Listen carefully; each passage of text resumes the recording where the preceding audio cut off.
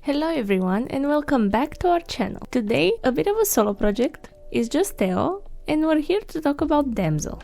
The newest release from Netflix, starring Millie Bobby Brown, Angela Bassett, Robin Wright, Nick Robinson and many others, Damsel was a pleasant surprise honestly. A long-time fan of fantasy movies, and growing up on Narnia, Pirates of the Caribbean, Robin Hood or Enchanted, I'm not lying when I'm saying I kind of miss these fairy tale-like films. Damsel is by no means reinventing the wheel, but I'm here to say it doesn't need to. The current score on Rotten Tomatoes is like 55%, which by all means it may be fair, but while critics can bash this movie from all sides, I'm here to tell you that I quite enjoyed it. The story is by no means complex, but again, does it really need to be? Yeah, it's kind of formulaic. Kingdom is starving, marriage will save it, wedding is pretty, ends in ritualistic human sacrifice? Okay.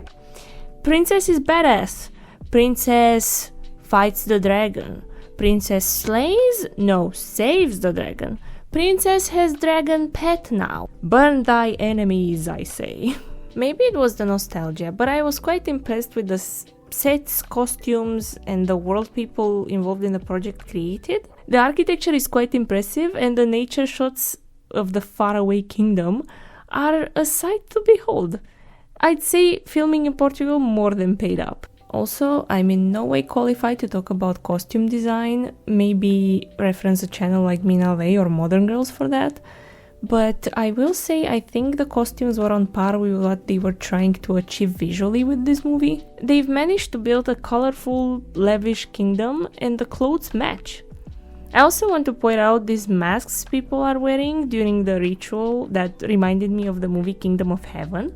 An interesting touch that perhaps lacks a bit of meaning or depth, just like these red nuns scattered all over the film. Yes, the story is formulaic, yes, it falters to truly build up a world that can stand on its own feet, but if people can like Saltburn, a movie that looks gorgeous but lacks substance, I can like this stupid princess movie too. It gets quite gory at times, which I thoroughly enjoyed, making me feel that danger of being haunted by a dragon. It also felt thrilling to watch Elodie try to find a way out of the dragon's lair and seeing the maps the other human sacrifices princesses like built and this Victoria, and I quite like taking me back to like grade 8 book reports. I like the meanings of the names in this story. Obviously the princess that helps her out of the maze eventually, she's called Victoria, the Victory, and this is what Elodie comes out as, victorious in the end. Elodie as well means riches, wealth, and I quite enjoyed that during the movie. It feels like a little bedtime story, and I'm happy Netflix put some money into it. You can call it feminist nonsense, shallow, or uninteresting, but not every movie needs to be a cinematic masterpiece. The dragon didn't look as bad as I thought it would, and I enjoyed the twist about the story were presented in the beginning. The princess saves herself, her sister, and her kingdom, and I'm not mad at it. I feel like even if people criticize it, it might be a bit of internalized misogyny, because I would call it feminist nonsense if it tried to beat me over the head with the point that she's the princess, she's a woman, she doesn't need a man, blah blah blah. Elodie is quite resourceful and smart, and was showing in the beginning of the movie that she's not afraid to like pick up an axe and cut some wood for her kingdom, for her people. She's willing to marry this man she's never met to save her kingdom, and she fucking almost slays a dragon at the end. I think she's kind of badass, and once again, because I was not beaten over the head with the point, I quite liked her. Would I have liked to know more about her dead mother? Sure. Was it necessary for the plot of the movie? No.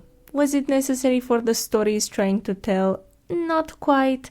And honestly, Angela Bassett plays a very compelling stepmother. I was quite intrigued and happy about the relationship, because it's always the evil stepmother, right? Well, not Angela Bassett. She clearly married into this noble-ish family, from this other kingdom while being the daughter of the best rope weaver in the village or in the kingdom, I don't know, but it wasn't bad.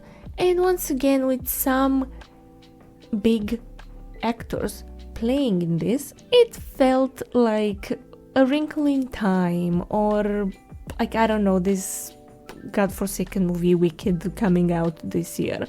I'm quite enjoying this little fantasy renaissance we're in. The prince was uninteresting, but guess what? This is the treatment princesses get in most movies where the prince is the protagonist. And by all means, it's not his story. And what he was there to do, he did well, which was throw the princess in the goddamn pit. It never claimed it was smart, it never claimed it was revolutionary, and for that I'm not mad at Damsel. I went in with no expectations, just nostalgia really, and I came out on the other side quite pleased. I'm quite excited about the ending. They mention nothing about her travels, but I like to imagine that Elodie and her pet dragon that I'm not even sure we have a name for. Elodie just goddamn give a name to the pet dragon.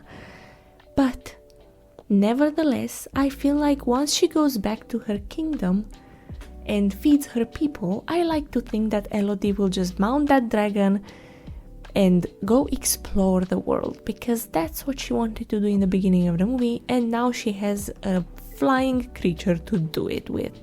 It managed to keep me entertained and engaged for 1 hour and 45 minutes, and I came out on the other side quite happy with the stupid movie I watched.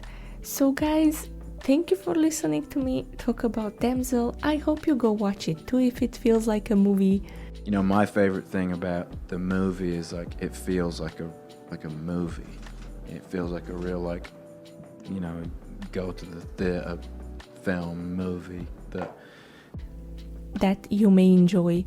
And see you guys next time.